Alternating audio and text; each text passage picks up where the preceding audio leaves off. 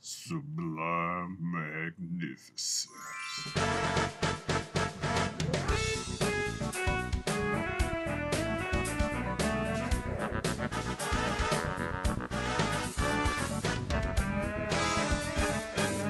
Hey guys, you know who it is, what's going on, when it's happening, where it's at, and why we're here today. How you doing? It is I, the sublimely magnificent Big Ugly himself, Omari Ellis Feo Grande, here on YouTube, back with another episode of This Guy Hasn't Seen podcast, where we trade movies back and forth. And of course, I am joined, as usual, by my co-host, my running mate, one of my best friends in the world, El Director himself, Bill Smith.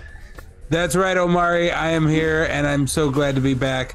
But enough about me. I want to talk about the other person who's here. We finally have a different guest other than Jazz. It's still a Jay-Z. It's Jon Zepp, everybody. What's up, everybody? Jon Zepp here. Obviously, doing my Me thing. in the future is like going nuts right now listening to this. Hell yeah. Me in the present. What's up, everybody? But yes. John, you brought us a movie this week called My Blue Heaven from 1990. Mm-hmm. I'm gonna go with the quick synopsis here. An all too uptight FBI agent must protect a larger than life mobster with a heart of gold, currently under witness protection in the suburbs. It is starring Steve Martin and Rick Moranis. Why did you tell Omari and I to watch this movie? It is one of the funniest movies I have ever seen, and that includes Spaceballs. Like, Rick Moranis is comedy gold in his prime, very underrated. And it's Steve Martin. So Steve Martin and Rick Moranis, I can't really think of any other movie where the two of them have actually been in together. And Little Shop of Horrors. No, I Okay. can't Okay, Bill, maybe that. Maybe. I did not know that. But yeah, honestly, the two of them together, and Steve Martin's awesome fake New York accent is always, every time. I'm just like, and it's so quotable. It's so quotable. All right, guys, remember, green side up, green side up. Like, you think of that stuff, and it's just hilarious. Mm-hmm. No, I've seen you do a New York accent on the theater stage. Were you taking any kind of inspiration from Steve Martin in this film? Every single New York accent I do is actually Steve Martin doing a New York accent. So, Fuck you. That stuff. was this a VHS at your house? Yeah. Was this like one of those staple movies? This was my dad turned me on to this movie. We definitely had the VHS, so it was definitely one of those like ching, ching, ching, ching, starting up. But man, I think there was a summer where I think I watched this and went to sleep to it every night. Like, I love those movies. Yeah. Perfect rainy day film. Like, it's not too much action. You don't have to keep track of it. Like, you can go make yourself a sandwich, come back, and it's like nothing too big has happened, you know? Just a great pop in on a Saturday, watch a little bit of it, laugh, and then you know what? Just move on about your day. You don't need to no sequels. No sequels here. You're good. Omari, did you know this film existed? Why had you not seen it? All right, so I know why I hadn't seen it. I did not really realize it existed. I found out about it within the past few months. One of the streaming services had it briefly, and some of the older peeps at my job wanted to watch it one day. They're like, this movie's funny, it's hilarious, turn it on. But it's a comedy, so I didn't want to watch it without being able to hear any of the audio. Also, it looked like it was pretty back in the day, so I was like, I'll watch this on my own some other time.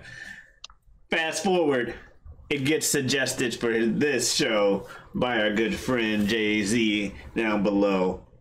And I was like, well, good as time as any. Love me some Steve Martin and Rick Moranis. You said they were in Little Shop of Horrors. think you're right about that. I like them in that as well. Yeah, you, Bill? Yeah, I hadn't really no, done this. I kind of didn't know that this existed. Like, I knew the image of Steve Martin looking like this and knew I had never seen that Steve Martin film.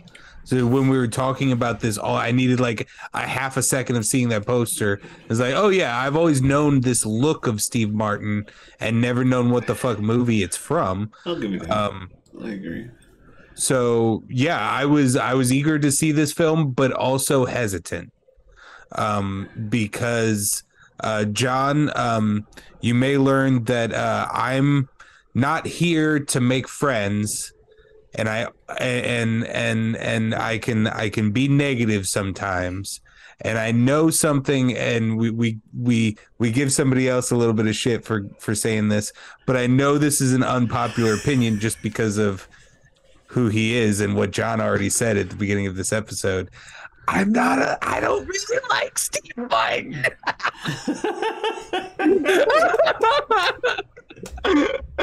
He's okay. I mean, I think he's the worst part of Little Shop of Horrors. I was never really, growing up, I never really got why the jerk and like the jerk and Roxanne and his stints on Saturday Night, like the Wild and Crazy Guys era of Saturday Night Live. Like the funniest thing I've ever seen Steve Martin do is the Christmas Wish. If you've seen the Christmas Wish skit on SNL, that is fucking hilarious. But yeah, so there was a part of me that was, if I'm honest, a little nervous about going in, but I also knew that I fucking love Rick Moranis. Who can't love Rick Moranis? Come on. Yeah, Rick Moranis is great. I'm gonna be honest with you. While I liked Steve Martin in Little Shop of Horrors, primarily because I had to also try and mimic some of his mannerisms on the stage, there aren't a lot of Steve Martin, like you mentioned the jerk and Roxanne. I'm not the biggest fan of those movies myself, so I'll give you that. Rick Moranis, though, yeah, he's Rick Moranis. How can you not like him? So I agree with that statement as well. All right, I got a question for you too. Have you guys not seen Father of the Bride? You guys have seen Father of the Bride, right? Yeah. That's the one where... Yeah, I actually rewatched it pretty recently. Like within the year. I mean, he was pretty good in that. Like, I loved his, like, it was more subtle comedy, you know? Well, here's the thing. He's one of the... for me, he's someone who's never failed. I don't know if they're ever bad. I just don't know... I don't know why Steve Martin is Steve Martin.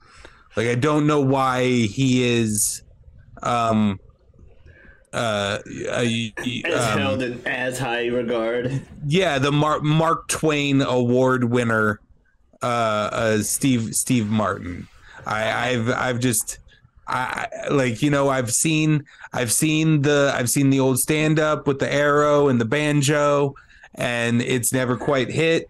Granted, I have only ever seen amateur productions of, but I have seen a couple of his plays that he's written, and they're just okay.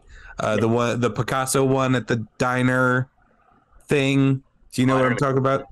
No idea. I didn't know he wrote plays. Yeah, I think he's written at least one, and I think he might have actually seen two that are written two that I've seen. Yeah, I was just like Father of the Bride is fine, but Martin Short is that movie in my memory. Oh, that's true. Yeah. Okay. I gotta be honest. Parenthood's a really good movie. That's very true. Rick Moranis and Steve Martin again. There you go. I gotta admit, I'm not a huge Steve Martin fan myself. I gotta admit, like, same thing. We didn't grow up in the 80s, so it wasn't our thing. It wasn't our time for sure. Yeah, like, my dad, huge Steve Martin fan. Yeah. Like I can imagine Steve Martin for them is like our sort of Will Ferrell or stuff, or Adam Sandler even. Like we kind of grew up with those guys, so to True. us it makes sense. But like my parents hate Will Ferrell just because it's not their comedy, it's not their time, Yeah. Sure. Yeah. Yeah. You know? So definitely get it. I'm glad you guys. I mean, Rick Moranis again, gold. We've got so many good movies of him. Classic. Recently starred in a new Mint Mobile commercial, which is why I switched. So that's Recently started a video of getting punched in the face. what? Did he get punched in the face? Yeah. Yeah. What I happened? mean, sorry, bad. I guess dark joke. No, yeah. Recently started a CCTV film of him getting punched in the face by some random. It's one of those just random stranger insanity encounters. Oh shit! And it just happened to be Rick Moranis, of just sidewalk walking opposite some dude, and they've already picked that whoever they see next, they're gonna Punch him in the face and run in the opposite direction, kind of thing. Yeah, right. it happened to be Rick Moranis. Sorry for dropping it. generation. I saw an opening for a joke. It didn't land because if you guys would have known the news line, because it was months ago. He's fine. He's fine. Oh man, It was like right after the Mint Mobile thing. Like it was right after he was like, guys, I'm getting back into public eye. Oh my god! Or like the public black eye. Oh. Anyway, yeah. So as to what I was expecting it to be funny, despite not having seen it. I was like, everyone says this is hilarious. The older people at work loved him some Steve Martin, as we mentioned. The previous generation seems to. John suggested this, also citing it to be hilarious. I'm excited. I'm ready to laugh. And yeah, I think Bill, you mentioned what you were expecting when you were like Steve Martin and your opinion of him. Yeah. All right, so I guess Bill, when the movie gets started, what are some of your initial reactions to the movie?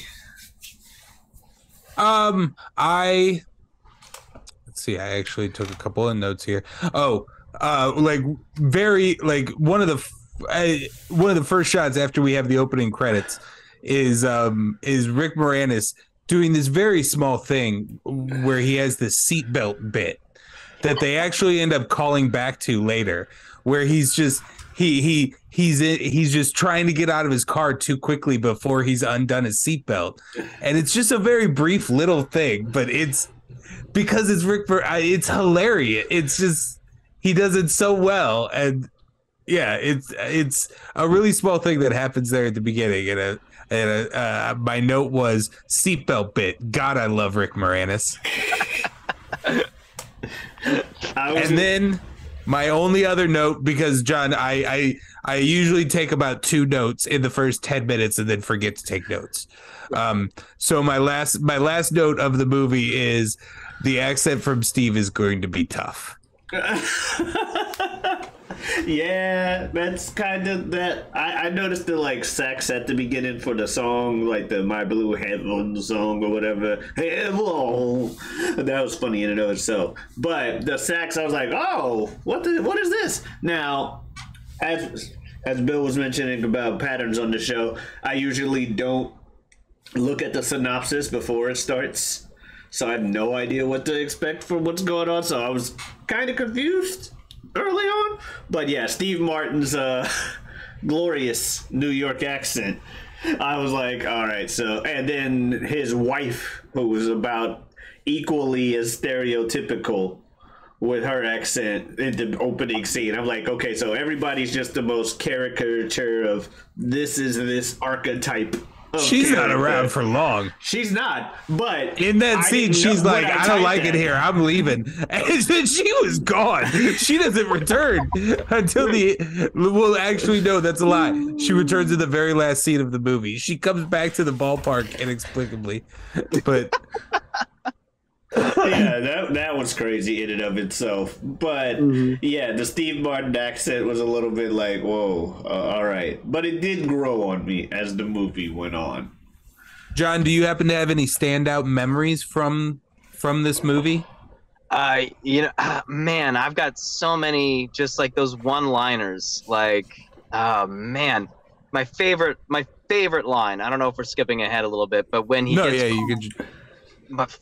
I always do this is like he gets caught stealing. They bring him into that little interrogation room and they're like, we got this evidence against you, and he's trying to explain himself out of it, and they're like, well, you've got this book, like what's going on? And he's like, oh yeah, I bought this book because I'm thinking about writing about my life. And then she goes, well, why do you need 22 copies of it or whatever it was? And he goes, in case I want to read it more than once. And that is my favorite line out of all of them. Every time he's trying to talk himself out of getting in prison, it is hilarious. I love those scenes. Oh yeah.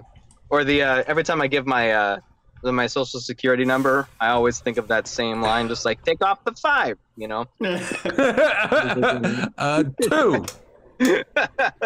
Two. Yeah. There's one-liners and there are deliveries in here that are very hilarious. Yeah. Fucking arrival at the airport where his family was just waiting outside, and he's like, "Come on, well, no one knows outside of them." And then they bring in the mom.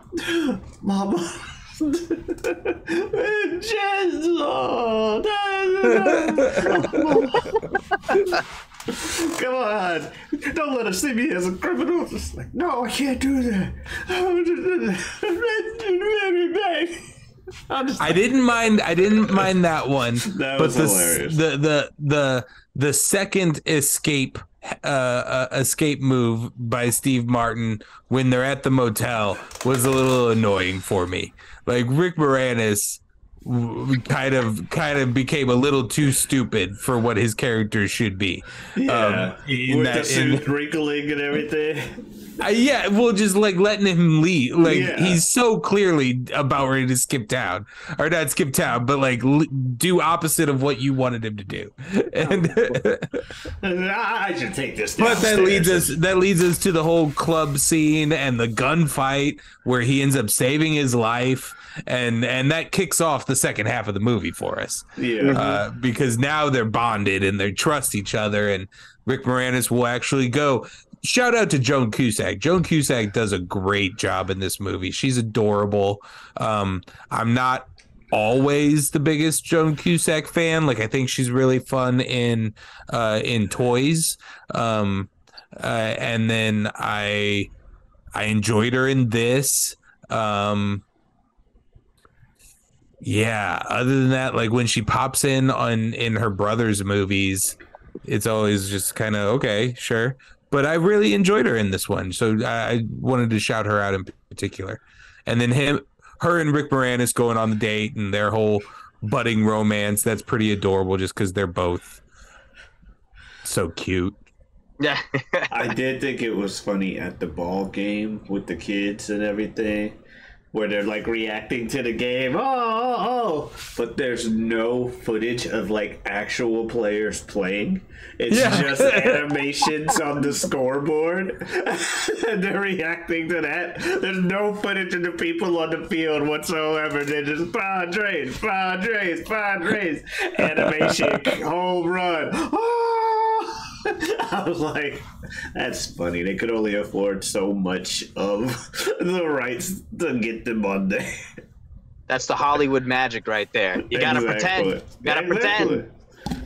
Anyone who's been to the ball game knows those animations happen, so they may not question it at all when they're watching it. They're just like, run. That was the one part of the movie that I just kind of got out of, and I couldn't really believe, is the fact that Padres fans were cheering. That's not real. They're gonna be they got a stacked lineup this season. Not to get too far into baseball, but man, they could be so good this year. Couldn't they? What? I'm disagreeing with you. Yeah, they could. Couldn't they? Yeah. Oh. They could be strong this year, couldn't they? Yeah. They probably have the best. They probably have the best 1 through 9 in baseball. Huh. So yeah, they're likely to be good this year. Wanted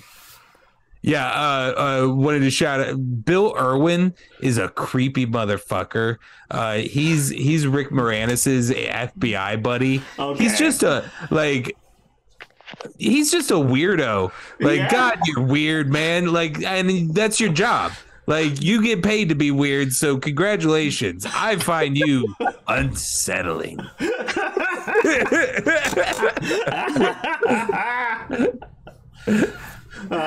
Speaking of the couple, I thought it was funny when they were like kissing for the first time. And they did the little height difference bit where he's like first tried to like get on his like toes to kiss her, and then he has to like get on some stairs to. Oh yeah. Yeah, when they were dancing earlier before that scene, it was like, I mean, it makes me wonder. Like, I mean, Joan Cusack. Not to get misogynistic or anything like that, but Joan Cusack is a good-looking woman. But I never really thought of her as like a romantic lead before. Like, no, she doesn't really get those parts. She's the friend of the romantic lead. Yeah. right. I mean, and that's the same with Rick Moranis, really. Yeah. Like, if his movie's about romance, he's like 10 years into marriage, and we just have to pretend as like I think they just want us to pretend as an audience member of like pretend this couple used to be cool. Like, they were one of those cool college couples that's now settled down in the suburbs and they have a tech job. Like, that's them in Parenthood kind of thing. What was I gonna say? This is about the coolest I've seen like Rick Moranis allowed to be as a character, because usually he is more of the Seymour Krelborn type a character, but he actually had like his cool moments, or just like the more serious demeanor throughout the thing, while still being hilarious. If not a nerd, he like plays like a doofus, like just a complete dummy. This one, he's actually got like an action sequence. He gets to fire a weapon. I bet that was like huge. Yeah, he gets to have like some strong assertive moments where he's just like being a badass, just like when he beat up dude for coming in the house, like, let's go, you're going home from now on. You stay the fuck outside. It's like, damn, all right. Not little attracted to Rick Moranis there for a second. Just like a powerful, assertive man. Got it. Yeah, man, I've always been attracted to Rick Moranis. It's the glasses. Let's go. I like the final the final time that Vinny is in jail, and we're being presented to it to the audience to know like this dude has made a second home at this place. He has an embroidered pillowcase with his name on it. He gets to use the break room bathroom that the officers use. He knows the different phone lines and when to use which one. The charisma is through the roof with this character. It just gets everybody okay, sure. Like the cell door is just completely unlocked. He can walk in and out whenever he wants to. Hey, I'm thinking he's like maybe not even 5 more years after this movie, he's like mayor or congressman or something like that. Of the year at the end of the movie, right?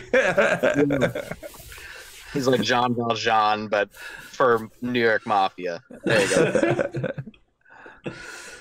Oh yeah, and then even at the thing where they had the final scene where the guys were shooting and he grabs the gun like, bah, bah.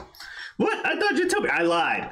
And just kept yeah, just the way he just casually like, I lied. All right, look, if you haven't figured that out by now, you kind of already mentioned it, Omari, but the idea that this movie could have, as someone who is a really big fan of baseball, as I've mentioned before in previous episodes, this movie could have so much baseball while having no baseball.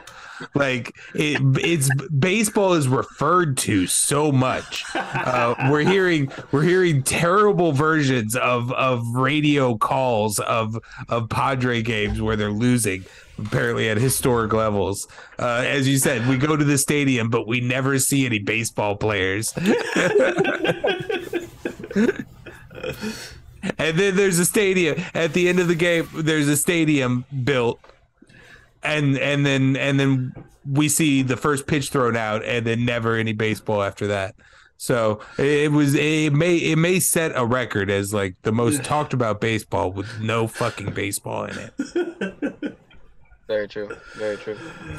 Unless we're going like Field of Dreams, because that whole movie is. Eventually, we get to the game at the end. Wait, did we ever see a game in Field of Dreams, or am I just mistaken that? Oh yeah. We see a good amount of baseball. Okay. It's been a while since I've seen that one. Oh man, yeah. I've not seen that. Oh man, it's I don't know. It's hard to, because we grew up in the age of young boy geared baseball movies. Yeah. It's really hard for me to separate those in my mind. Gotcha. And be like, well, obviously Field of Dreams is a better movie than Rookie of the Year. But my heart is like, yeah, Bill, but you love Rookie of the Year. You love Rookie of the Year. I've seen Rookie of the Year. Probably the best. I would have to, probably the Venn diagram where the movie that sits in the middle of that the best is probably The Sandlot. Yeah. Sandlot. Classic. Didn't even think about that one. That one's good. That one's fantastic. But there's so many good baseball movies. Angels in the Outfield is by far. Angels in the Outfield. It could happen. Yeah. That kid drove me crazy at one point. It drove you crazy? I got tired of hearing it could happen. No, at one point. Older now, I can appreciate it again. When I was a kid, it was a little black kid with a part in a movie, so I appreciate it. There was just like some brief span of years where, I don't know, I was just extra salty where I'm like, this kid, if this kid says it could happen one more time. And then gets like, I knew it could happen. God damn it. That happened at one point. I know it did. It was just like, this kid says it could happen one more time. And I knew it could happen. God damn it. Shut up. Shut up. But now I'm back to a point where I can appreciate it. But oh man, The Sandlot, that one, Rookie of the Year, Little Big League is a really good one. That's the one where his grandfather gives him the Minnesota Twins. Yeah. And like a 13-year-old owns a professional baseball team.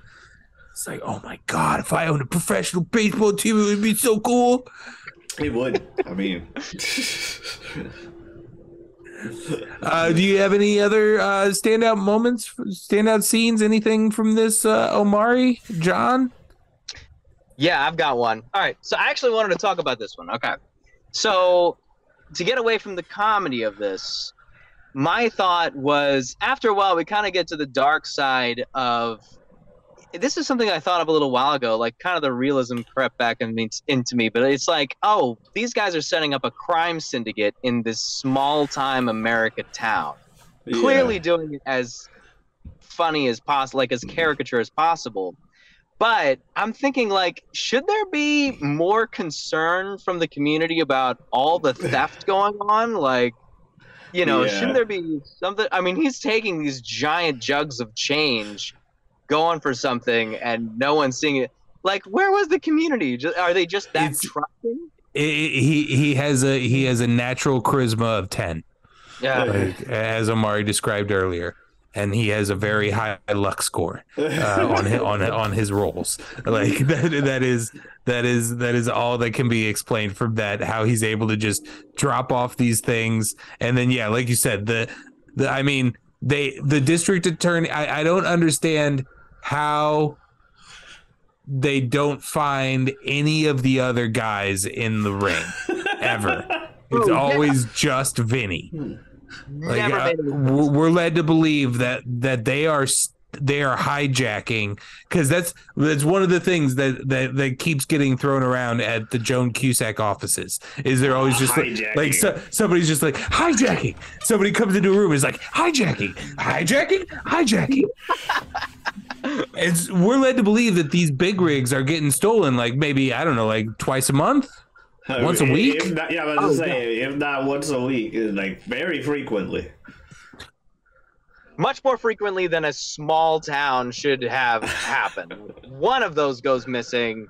That's a whole year's worth of excitement right there. Like, yeah, it's just like, oh, our truck full of plastic jugs gets stolen, and literally like 2 days later, every store in town's got a plastic jug being dropped off by the same guy. Dude, the plot gets really weird at this point in the movie. Like, we literally are just like, all right, so we got this one main character. All right, let's lock him in this motel room over here and never let him out. And then the other character, we're going to do a time lapse of him just slowly moving these jugs around for what feels like a oddly long time, like almost music video length of him just pulling these empty jugs out of the trunk, full jugs in the trunk, repeat. I want to see him going into a store open-handed, walking out full of jugs, and we literally pass, I don't know, a month, 2 months in time. Like, when we break open the door to the motel eventually, Rick Moranis and his buddy have like 5 o'clock shadows, and they're in their underwear, and the fucking room is trashed. Like, they have been living there for a while. It's just a really odd, in reality, climax to this film. Boo. The climax is the don't boo me. What's the climax? The court case. The court case following when it. The guys like are shooting at the cupcake leads to the chase to the fucking football field. We got to put it all together. I'd say football. We just literally talking about how much baseball's in this movie. All right. Okay. Field. That's the climax. Well, that's resolved in 2 seconds. Yeah. So Steve Martin grabs a gun, does a roll, goes boom, boom. Both guns get shot out of the hands, and Rick Moranis goes, "Hey, wait a minute! What? I lied." From conflict. There was also, the shooting in the courtroom that led to that. Everything up leading to that is what I was saying is the climax. I guess. I mean, Still that's not the biggest of that's so climaxes. tight towards the end. Fair. I was just. Yeah. I mean, we're in the resolution at that moment. So that means that the climax kind of has to be that montage of the coins. I'm not here to argue. I'm going to argue. Here. You're the fan that suggested this, John. Where's the climax of this movie?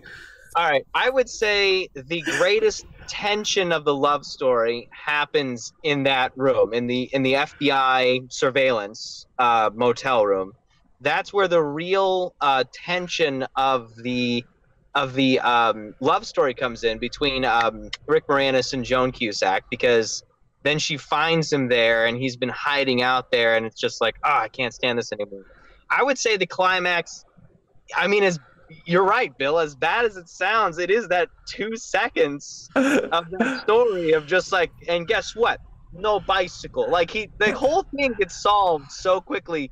But he's so good at talking his way out of it that we just see this whole story get completely phased over because he's telling his story. I mean, I guess that's kind of my point is that I have no point. I guess the climax is that there is no climax. It's just I mean, that's why the chapter title cards are a little odd, and sometimes there's it's from a first person perspective, but there's not really any other narration in the film, and so it's just Back to the town of my birth. It seems random, and it seems like they needed help. In life, the rain must fall. So too it is with us. Like what? I mean, I'll give you guys granted that. Like, I feel like there was some parts of it where they were just kind of figuring out a story and stuff like that.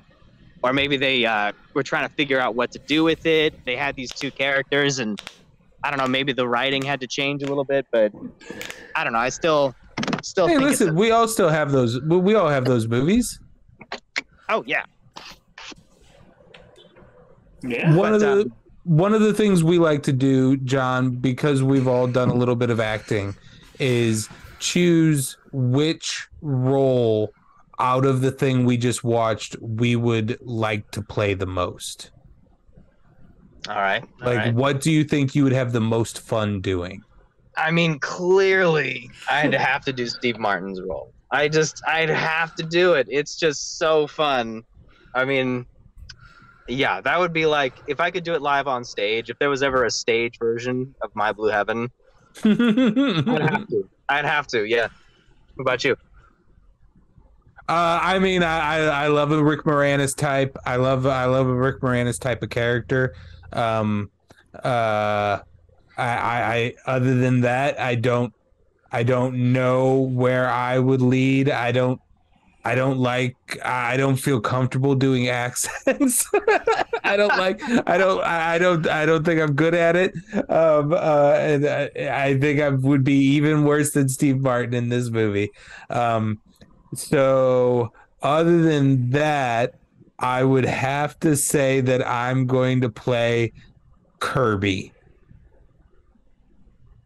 the weird FBI partner.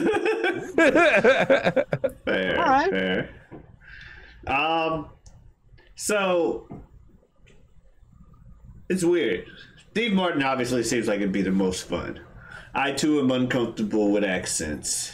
Also, it's funny that we mentioned Little Shop of Horrors, because when it comes to like roles or just how I see myself in self-image, I've always seen myself as a Rick Moranis type, more so than a Steve Martin. I've always self-identified as a Rick Moranis. But when we did the play Little Shop of Horrors in high school, I'm like, oh, my Rick Moranis looking ass is gonna get that role. I'm not even gonna bother watching the Steve Martin part. I got cast as the Steve Martin, the Orange Scarvello, DDS. So you know what? Fuck it. Fuck, I'm not a whatever type. I want to be Steve Martin because he's funny. Well, so is Rick Moranis. I would have no problem being Rick Moranis in this movie. But fuck it. Steve Martin's character. It's hilarious. Heck yeah, dude. Unless he has to be Italian, in which case I guess I'll just be Rick Moranis anyway.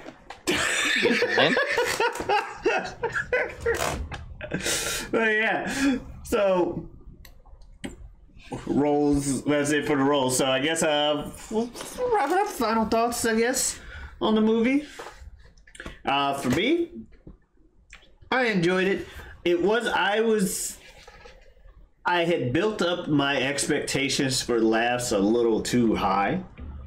Like, I was like, oh my God. I was expecting, this is some, like my first time watching Airplane funny type shit. Wasn't that, but it was still very enjoyable.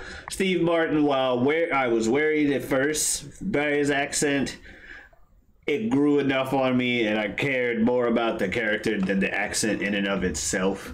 It went from being this cheap, fake Italian accent to, that's just how Vinny talks. Vinny's weird. That's just how Vinny is. You can't help but like the guy, and you're supposed to. That's how it's supposed to be. I thought everybody did good enough at the jobs they were supposed to do. Solid movie. Thank you for suggesting it. Solid movie. Bill, what's you? This movie's okay. I agree with the statement that it's like a rainy day, lazy Sunday kind of movie. Yeah, that feels right. It feels like a movie you would catch on cable. And you would maybe you might pop in and out, maybe do some laundry halfway through it, pop back in. I can totally understand where you're coming from, John. I mean, that we all have those movies that we are bonded to in our youth or through our family or things like that. And I can easily see this movie being one of those movies for me if I had seen it when I was 10 or 12 or whatever. But all in all, it was just okay, and the end fucking falls apart for me. Like the last 20 minutes just are like, what's going on? Yeah, the second, like, we had a good thing going with the Rick Moranis and the Joan Cusack romance, and then we literally just like stop it. We're just like, fuck that. Yeah. Hold on. Let's just pause. Let's just pause the plot. Let's just put everyone in their places, and let's add this, and let's get this one last hurdle over, because we know we want Vinny to build that Little League park that he was talking about to the boys when he took them to play baseball. We know that's where we want to end. And right now we're dancing with Joan Cusack and Rick Moranis at the wedding, or at that FBI conference or whatever it is. How are we going to get from A to B? I don't know. We lock him in a motel room for 3 months. Yeah. Cut to a montage.